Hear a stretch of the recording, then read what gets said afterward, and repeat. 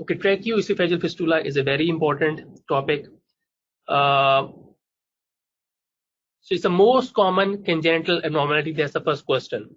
So they can give you different esophageal embryological disorder, and they will ask you what is the most common congenital abnormality among this.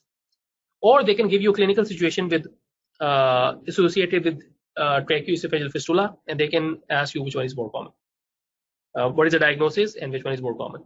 So this is the most common congenital esophageal abnormality. So second question, they can ask you which type is more common. Let me show you. This type is more common. So this is trachea. So the esophagus will be blind, and then distal end of the trachea will be attached to distal end of the esophagus will be attached to trachea. And so this is stomach here. So this is present in 85% of the cases. Saying 87%. So 85 to 7%, I would say. So this type is most common.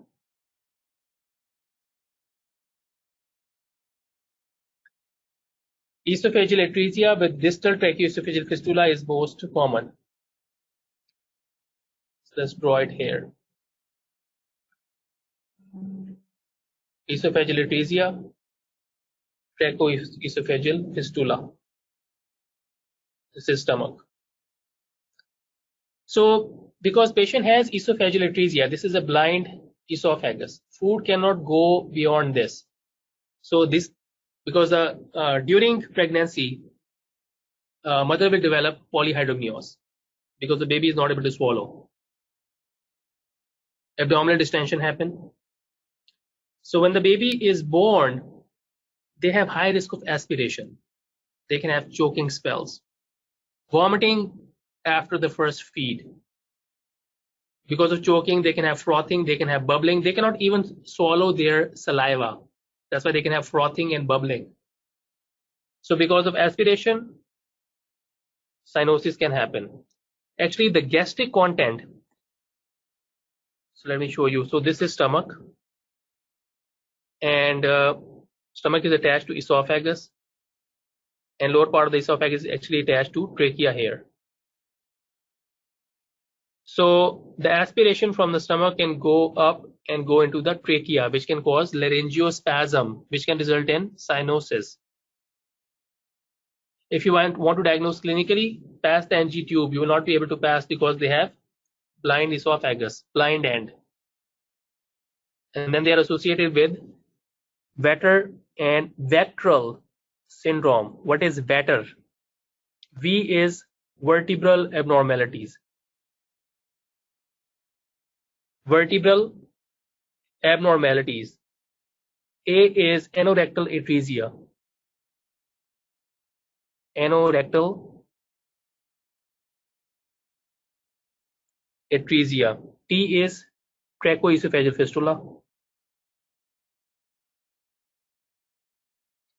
E is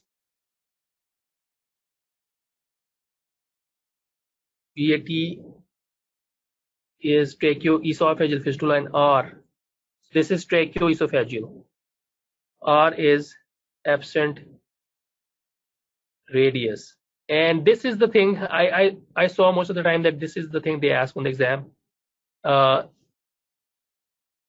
they will have absent of radius. That can be one of the option in the question. Absent radius. And then vectoral abnormalities. So vectoral abnormalities very similar to Vater abnormalities, in addition to cardiac plus limb abnormalities.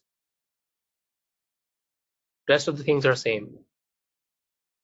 Cardiac and renal abnormalities.